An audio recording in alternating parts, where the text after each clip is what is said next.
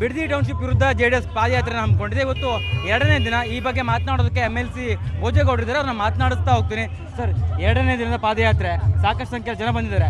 ಸರ್ಕಾರ ಹೇಳ್ತಾ ಇದೆ ಯಾವುದೇ ಕಾರಣಕ್ಕೂ ಟೌನ್ಶಿಪ್ಪನ್ನು ಬಿಡೋದಿಲ್ಲ ಅಂತ. ನೋಡಿ, ಅವ್ರು ಮೊಂಡುತನ ಬಿಡಬೇಕು, ಹಠಮಾರಿ ಧೋರಣೆ ಬಿಡಬೇಕು. ಮೊಂಡುತನ ಹಠಮಾರಿ ಧೋರಣೆಯಿಂದ ಜನರ ಮನಸ್ಸನ್ನು ಗೆಲ್ಲಕ್ಕಾಗೋದಿಲ್ಲ. ನೀವೇ ಹೇಳಿದ್ರಿ ಬಲವಂತವಾಗಿ ಯಾವುದೇ ಜಮೀನನ್ನು ನಾವು ತಗೊಳ್ಳಲ್ಲ ಅಂತ. ಬಲವಂತ ತಗೊಳ್ಳಲ್ಲ ಅಂದಮೇಲೆ ಮತ್ತೆ ನಿಮ್ಮದು ಅನೌನ್ಸ್ ಮಾಡಿ. ನಿಮಗೆ 80% ಜನ ಕೊಟ್ಟಿದ್ದಾರೆ ಅಂತ ಹೇಳಿದ್ರಲ್ಲ, ನೀವು ಹೇಳಿದ್ರಿ ಮಾಗಡಿ ಶಾಸಕರಾಗಿರ್ತಕ್ಕಂಥ ಇವತ್ತು ಸಚಿವರಾಗಿರ್ತಕ್ಕಂಥ ಬಾಲಕೃಷ್ಣ ಅವರು ಹೇಳಿದ್ರಿ 80% ಕೊಟ್ಟಿದ್ರೆ ನೀವ್ಯಾಕೆ ನಿನ್ನೆ 1 ಕೋಟಿ ಜಾಸ್ತಿ ಮಾಡಿದ್ರಿ, 3 ಕೋಟಿ ಅಂತ ಅನೌನ್ಸ್ ಮಾಡಿದ್ರಿ.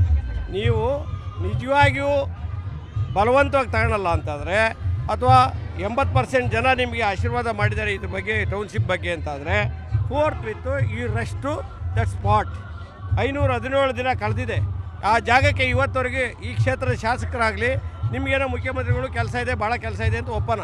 ಆದರೆ ಆ ಕ್ಷೇತ್ರದ ಶಾಸಕ ಇವತ್ತು ಶಾಸಕರಾಗಿ ಆ ಜನರ ಆಶೀರ್ವಾದದಿಂದ ಶಾಸಕರಾಗಿ ಇವತ್ತು ಸಚಿವರಾಗಿರ್ತಕ್ಕಂಥ ಸಂದರ್ಭದಲ್ಲಿ ಆ ಜಾಗಕ್ಕೆ ಹೋಗಿ ಅನೌನ್ಸ್ ಮಾಡಿ, ಆ ಜಾಗಕ್ಕೆ ಹೋಗಿ ಹೇಳಿ 80% ಜನ ಕೊಟ್ಟಿದ್ದಾರೆ, ಇದರಿಂದ ಹೋರಾಟ ಮಾಡ್ತಾ ಇರ್ತಕ್ಕಂಥದ್ದು, ಬೀದಿಲಿ ಹೋರಾಟ ಮಾಡ್ತಕ್ಕಂಥದ್ದು, ಪಾದಯಾತ್ರೆ ಮಾಡ್ತಕ್ಕಂಥದ್ದು JDSದು ರಾಜಕೀಯ ತಂತ್ರ ಅಂತ ಹೇಳಿ. 80% ಜನ ಯಾವುದೇ ಕಾರಣಕ್ಕೂ ಒಪ್ಪಿಲ್ಲ, ಸುಳ್ಳು ಹೇಳಿ ಈ ರೀತಿಯಾಗಿ ಒಪ್ಪಿದ್ರೆ ಯಾಕ್ರಿ ನೀವು 1 ಕೋಟಿ ಜಾಸ್ತಿ ಮಾಡಿ 3 ಕೋಟಿ ಅಂತ ಹೇಳ್ತಾ ಇದ್ರಿ? ಮನ ಮರಿದಿಲ್ಲ ನಿಮಗೆ? ನೀವು ಯಾಕೆ ಹೇಳ್ತಾರೆ 2 ಕೋಟಿ ಇದ್ದಿದ್ದು 3 ಕೋಟಿ ಹೇಗೆ ಇವಾಗ ಹೆಂಗೆ ಜಾಸ್ತಿ ಆಯಿತು? ಪಾದಯಾತ್ರೆಗೆ ಹೆದರಿ ಸರ್ಕಾರ ದರ ಪರಿಷ್ಕರಣೆ ಮಾಡಿದೆ ಅಂತ ಅವ್ರು ಕೊಡೋದಿಲ್ಲ ಅಂತೇಳಿ ಮನವರಿಕೆ ಆಯಿತು.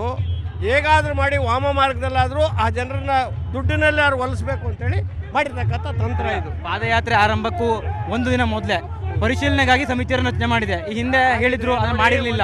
ಕೇಳಿ, ಯಾವುದೇ ಪರಿಶೀಲನೆಗಳು, ಯಾವುದೇ ಗ್ರೌಂಡ್ ರಿಯಾಲಿಟಿಯನ್ನು ಪಡ್ಕೊಳ್ತಕ್ಕಂಥದ್ದು ಯಾವಾಗ ನೀವು ಅಕ್ವಿಸಿಷನ್ ಪ್ರಾರಂಭ ಮಾಡೋ ಮುಂಚೆ, ಇಂಥ ಯೋಜನೆಗಳನ್ನು ಪ್ರಾರಂಭ ಮಾಡೋ ಮುಂಚೆ it should be debate in inside and outside.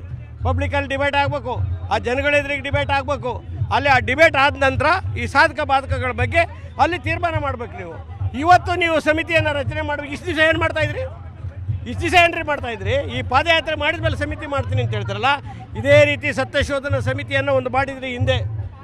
ಇದೇ ಬಿಡದಿ ವಿಚಾರದಲ್ಲಿ ಮಾಡಿದ್ರಿ. ಕುಮಾರಸ್ವಾಮಿ 2006ರಲ್ಲಿ ಹೇಳಿದಂಥ ಸಂದರ್ಭ ಆ ಸತ್ಯಶೋಧನಾ ಸಮಿತಿಯ ವರದಿ ಏನಿದೆ ಅದರಲ್ಲಿ ನೀವು ಕೂಡ DK ಶಿವಕುಮಾರ್ ಅವರು ಒನ್ ಆಫ್ ದಿ ಮೆಂಬರ್ 20 ಜನದಲ್ಲಿ. ಅವತ್ತು ಹೇಳಿದ್ರಿ ಇದು ಫಲವತ್ತಾದ ಭೂಮಿ, ಹೈನುಗಾರಿಕೆಗೆ ಭಾಳ ಯೋಗ್ಯವಾದ ಭೂಮಿ, ಇಲ್ಲಿ ಸಾವಿರಾರು ಮರಗಳಿದ್ದಾವೆ, ಫಸಲು ಕೊಡ್ತಕ್ಕಂಥ ಮರಗಳಿದ್ದಾವೆ, ಯಾವುದೇ ಕಾರಣಕ್ಕೆ ಇಲ್ಲಿ ಟೌನ್ಶಿಪ್ ಬೇಡ ಅಂತ ಹೇಳ್ತಕ್ಕಂಥದ್ದು ಸತ್ಯಶೋಧನಾ ಸಮಿತಿಯ ವರದಿ. ಆ ವರದಿಯನ್ನು ಇಟ್ಕೊಂಡು ಇವತ್ತು ಕೈ ಬಿಡಿ. ಇವತ್ತು ಈಗ ನಾಳೆ ಪಾದಯಾತ್ರೆನ ತಡೆಯೋದಕ್ಕೂ ಕೂಡ ಸಾಕಷ್ಟು ವ್ಯವಸ್ಥೆನ ಮಾಡ್ಕೊಂಡಿದ್ದಾರೆ ಅಂತ ಅನ್ಸುತ್ತೆ. ಯಾಕಂದ್ರೆ ಸಿಟಿಗೆ ಸಮಸ್ಯೆ ಆಗತ್ತೆ ಅಂತ ಹೇಳಿ ಬ್ಯಾರಿಕೇಡ್ಗಳನ್ನ ಹಾಕ್ತಾ ಇದ್ದಾರೆ. ಪಾದಯಾತ್ರೆಯನ್ನು ತಡೆಯೋದಕ್ಕೆ, ಈ ಜನಸ್ಫೋಟವನ್ನು, ಜನರ ಅಭಿಪ್ರಾಯವನ್ನು ತಡೆಯೋಕ್ಕೆ ನಿಮ್ಮಿಂದಲ್ಲ, ಯಾರಿಂದಲೂ ಸಾಧ್ಯ ಇಲ್ಲ. ನಿಮ್ದೇನೋ ಕಾಂಗ್ರೆಸ್ಸಿನಲ್ಲಿ ರಿಯಲ್ ಎಸ್ಟೇಟ್ ಮಾಡ್ಕೋಬೇಕು ಅಂತಿದ್ದೀರಿ. ಆ ರಿಯಲ್ ಎಸ್ಟೇಟ್ ಮಾಡ್ಕೊಳ್ತಕ್ಕಂಥ ಸಂದರ್ಭದಲ್ಲಿ ನೀವು ಯಾವ ರೀತಿ ತಂತ್ರ ರಿಯಲ್ ಎಸ್ಟೇಟ್ ಮಾಡೋಕ್ಕೆ ಭಾಳಷ್ಟು ಕಡೆ ಭಾಳ ಜನ ಹೇಳಿದ್ದಾರೆ. ಅಲ್ಲೋಗಿ ಮಾಡಿ, ಜನ ಕರಿತಾ ಇದ್ದಾರೆ, ಹೋಗಿ ಮಾಡಿ. ಇಲ್ಲಿ ಯಾಕೆ ಪಾಪ ಈ ರೈತರು ಹೊಟ್ಟೆ ಮೇಲೆ ಹೊಡಿತಾ ಇದ್ರಿ? ಇವತ್ತು ಅವರು ದಿನನಿತ್ಯ ಜೀವನ ಮಾಡ್ತಾ ಇದ್ದಾರೆ, ದೈನಂದಿನ ಬದುಕನ್ನು ಮಾಡ್ತಾ ಇದ್ದಾರೆ. ಆ ಬದುಕನ್ನು ಮಾಡ್ತಾ ಇರ್ತಾಗ ಆ ಬದುಕಿಗೆ ಕೊಳ್ಳಿ ಇಡ್ತಾ ಇದ್ದೀರಿ. ಬದುಕಿಗೆ ಕೊಳ್ಳಿ ಇಡಬೇಡಿ, ಇದರಿಂದ ಶ್ರೇಯಸ್ ಬರಲ್ಲ. ಇನ್ನು ಮುಂದೆ ಭಾಳಷ್ಟು ರಾಜಕಾರಣ ಮಾಡಬೇಕಾಗಿದೆ. ಇವತ್ತು ನೀವು ಪಾದಯಾತ್ರೆಯನ್ನು ಪ್ರಾಯಶ್ಚಿತ್ತ ಅಂತ ಏನೇನೋ ಕರೆದ್ರಿ. ಈ ಪ್ರಾಯಶ್ಚಿತ್ತನ ಕರೆಯೋಕ್ಕೆ ನಿಮ್ಮ ರಾಹುಲ್ ಗಾಂಧಿ ಅವರು ಪಾದಯಾತ್ರೆ ಮಾಡಿದ್ರಲ್ಲ, ಅದಕ್ಕೇನು ಹೇಳಬೇಕು? ನೀವು ಮೇಕೆದಾಟು ಪಾದಯಾತ್ರೆ ಮಾಡಿದ್ರಲ್ಲ, ಅದಕ್ಕೇನು ಹೇಳಬೇಕು? ಆಯಾ ಪಕ್ಷದ ಸಿದ್ಧಾಂತ, ಆಯಾ ಪಕ್ಷದಲ್ಲಿ ಇರ್ತಕ್ಕಂಥ ಅನೇಕ ವಿಚಾರಗಳು ಇವತ್ತು ರೈತರ ಪರವಾಗಿ ದೇವೇಗೌಡರು ಕಳೆದ 70 ವರ್ಷಗಳಿಂದ ಸುದೀರ್ಘವಾದ ರಾಜಕಾರಣದಲ್ಲಿ ಅನೇಕ ನೂರಾರು ಬಾರಿ ರೈತರ ಪರವಾಗಿ ಧ್ವನಿ ಇರ್ತಿರ್ತಕ್ಕಂಥ ಸಂದರ್ಭದಲ್ಲಿ ಇವತ್ತು ರೈತರ ಪರ ಹೋರಾಟಕ್ಕೆ ಬಂದಿದ್ದೀವಿ. ಇದನ್ನೇ ನಮ್ಮ ಪ್ರಾಯಶ್ಚಿತ್ತ ಅಂತೀವಿ. ಆ ಪ್ರಾಯಶ್ಚಿತ್ತ ನಿಮಗೆ ಮುಂದೊಂದು ದಿನ 2018 ಕಳೆದು 28ಕ್ಕೆ ನಿಮ್ಗೆ ತೋರಿಸ್ತಾರೆ. ಇಷ್ಟು MLC ಭೋಜೇಗೌಡರ ಸ್ಪಷ್ಟವಾಗಿರುವಂಥ ನುಡಿಗಳು. ಅವರು ಸ್ಪಷ್ಟವಾಗಿ ಹೇಳ್ತಾ ಇದ್ದಾರೆ, ಈ ಒಂದು ಟೌನ್ಶಿಪ್ ಯೋಜನೆಯನ್ನು ಬಿಡಲೇಬೇಕು, ಬಿಡೋವರೆಗೂ ಕೂಡ ನಮ್ಮ ಹೋರಾಟ ಮುಂದುವರಿಯುತ್ತೆ ಅನ್ನುವಂಥ ಮಾತನ್ನು ಹೇಳ್ತಾ ಇರುವಂಥದ್ದು. ಕ್ಯಾಮರಾ ಪರ್ಸನ್ ಶ್ರೀನಿವಾಸರ ಜೊತೆ ಕಾರ್ತಿಕ್, ನ್ಯೂಸ್ 8 ಕನ್ನಡ, ಬೆಂಗಳೂರು.